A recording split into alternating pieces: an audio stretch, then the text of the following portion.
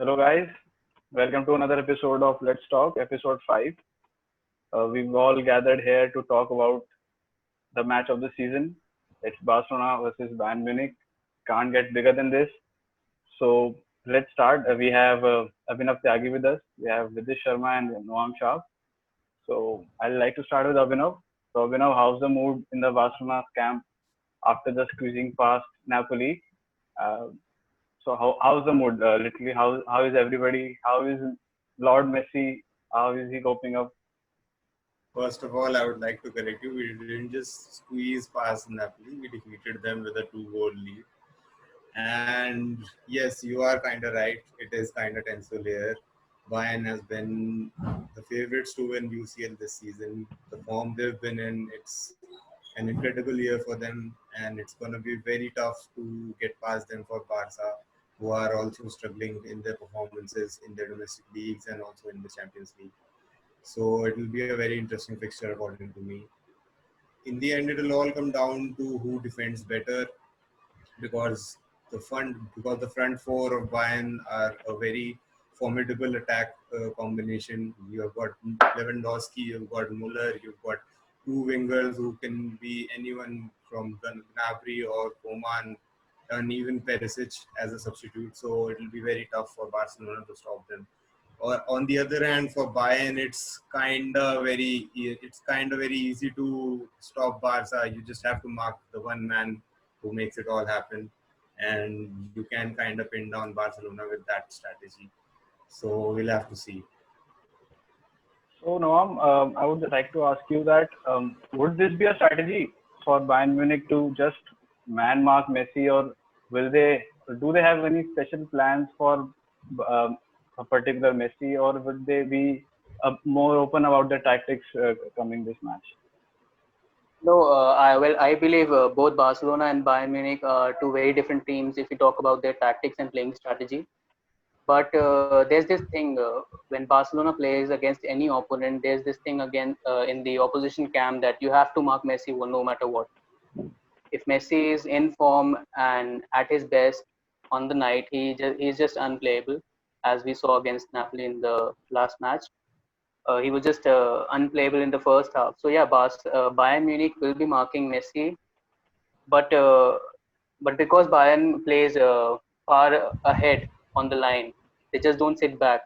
They'll be attacking more, and I guess Barcelona will be the one who will be sitting back, and they will be focusing on the counter attack move. That's interesting. So Vidish, what is your take on this? I think ban marking Messi is not a good strategy because we have seen in I think 2018-19 La Liga season we saw Real Madrid versus Barcelona, in which Valverde was man marking. I don't know if it was Valverde. Or I think Casemiro or something. Maybe he was. I think he was man marking Messi, and then the Rakitic and other players scored the goal, which means that Barcelona's squad is very nice. It doesn't mean that it only depends on Messi. Obviously, Messi is the best player in the squad, or I can say in the world right now. But Barcelona's whole squad is very good right now. They have Griezmann, they have Suarez, and Dembele has also come now in the squad, so he is also fit, so he can also play. So I think man marking Messi would not be a good strategy for Bayern. Obviously, Bayern is in lethal form, so it will be like more attacking, and Barcelona will be defending more. Now, let's see tomorrow who is defending is better. Like, let's see PK versus Boating maybe. And for the But goalkeepers, both goalkeepers are German, Manuel Neuer and Ter Stegen. yeah, but Well, I there's a believe certain when we talk about Bayern's last line of defense, that is Boateng, and I guess David Alaba will be starting. yeah. Their other central defender, Nicolas Sule, won't be starting, I believe, because Alaba and Boateng, they both are more experienced. So I think they'll have to commit fouls if Messi tries to get past over them.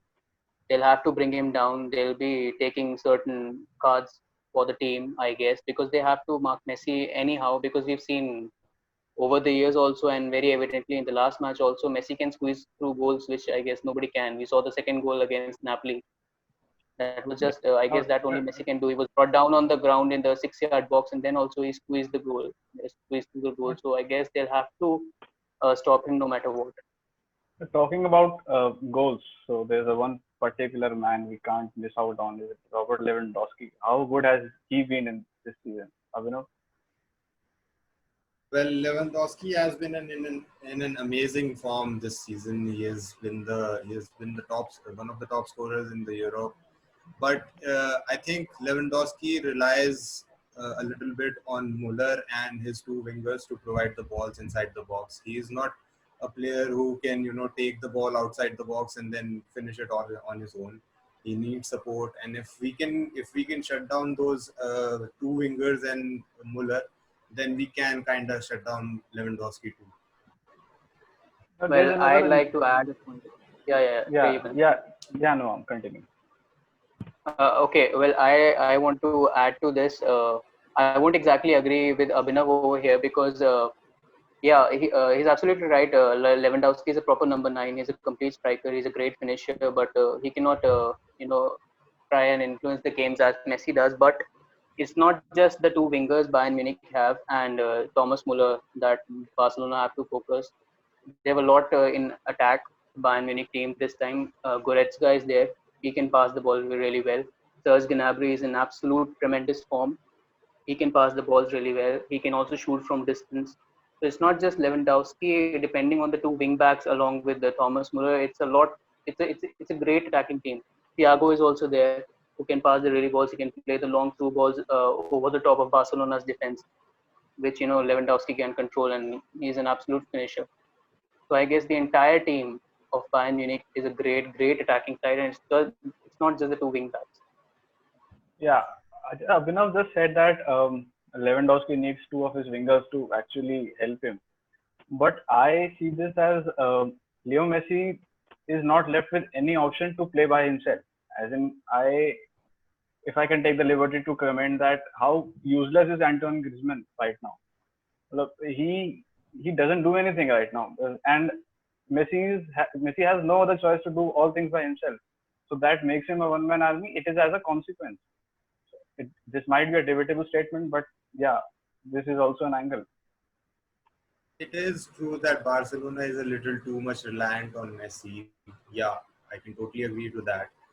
But we'll see. We'll have to see about all this during the match because Griezmann is a bit casual when he's on the ball, but he does his defensive duties well, and I think he'll contribute to the game in his full capacity tomorrow. Yeah. So one more area that we can surely talk about is we've obviously talked about the forward line of wonderful forwards both the teams have, but I just want to make another point that both of these teams have attacking fullbacks, and how much would it come down to that particular area of the field where you can see Alphonso Davies running high up the pitch, and somebody like Sergio Roberto, can he beat Alphonso Davies with pace? Similarly, they have Jordi Alba, Barcelona, and their right back Joshua Kimmich, undoubtedly a very good defender. But how much would that area affect the game, Vidish? I think Joshua Kimmich is a very good right back. We have seen in Champions League and Bundesliga both. Joshua Kimmich is a very good player, and now Pavard is injured, so obviously Joshua Kimmich will be playing as a right back. Then his usual position that he's playing these days, that is midfielder, as a midfielder. And in Barcelona, Jordi Alba is a very good attacker. I mean, he's a defender, but yeah, he attacks very good. His partnership with Messi is very good. Like providing assists to Messi is very good. Providing crosses is very good. So I think it would be a very like a very good competition between the two of them. Then Sergio Roberto is also a very good player, but I don't think he now Sergio Roberto or I think Jordi Alba will be attacking much, but I don't think Sergio Roberto will be attacking more because they need at least 3 defenders behind to stop the attack of Bayern Munich. So I think maybe one of the defender, one of the right back or left back will be attacking, but not both of them will be attacking. I think it would not be a good strategy for Barca to attack like both to send both of their right backs or both of their right back and the left back to attack. Yeah, Noam, what about you? How if you Yeah. would have been in place of either of those managers, would you just sit down and let the other team attack and then counter, with all the pace you have with Alphonso Davies, and then other side you have Jordi Alba. So would you rather sit back or you play your national game? No. I would have to be wary of the Bayern Munich attack and the pace they have got, both from the wing backs and in the midfield also. Alfonso Davis, he just absolute pace. He can outburst at, he can outrun any of the Barca player who will be defending at the back. So obviously, I'll have to be very cautious about the defensive line in Barcelona, and I don't think Sergio Roberto will be getting a chance to play. I guess at the back it will, because Samuel Umtiti is injured, I guess. So I think Nelson Semedo will be playing instead of Sergio Roberto, and along with Clement Longley and Gerard Piqué. And Jordi Alba would be the one wing back who will be running towards the Bayern Munich boxes, and he'll be providing in the process. And the three other defenders would be sitting back behind the halfway line, and they'll have to stop the Bayern Munich counter attack, because they have got immense pace. They can throw the balls over the Barcelona defense. So I guess they'll have to sit back. Yeah, they'll have to sit back, because we don't see too much of winger attack from Barcelona side. They are more of a tiki taka playing team. So Yeah, without Barcelona also having the option of playing Sergio Roberto in midfield. So yeah, gives them another defensive option. Yeah, just to be wary of that Thomas Muller not giving assist to but I believe with over Sergio the Busquets coming back and Arturo Vidal coming back, I don't think Sergio Roberto will be getting the chance to play in such a big match. I guess they'll prefer Sergio Busquets and Arturo Vidal over Sergio Roberto any day in defending and bringing a box-to-box midfielder in the form of Arturo Vidal. So What I would like to add in this whole yeah. what I would like to add in this whole situation is that no matter Joshua Kimmich is a very versatile and a very balanced player, but he lacks a bit in his sprints, and he can get tired in the second half. And if we sub in someone like Ousmane Dembele, then he might be able to outplay him with his pace. Yeah, So that's that an would area of vulnerability. Yeah, that is. So, according to you guys, who's under more pressure to perform?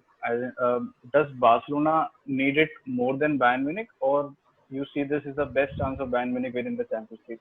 How do you see it, I guys? think both of Radish? the teams are pressured because Barca has not won any trophy this season. I mean, not a major trophy. Yeah, They have not performed. They came second in La Liga. They even not did not even win Copa del Rey. So this is their only opportunity to win and to prove the football world that they are the original Barcelona that was earlier. Then talking about Bayern Munich, they have already won two trophies, and if they win Champions League, it will be the treble for them. So I yeah. think they'll be also putting 100% of on the game tomorrow night.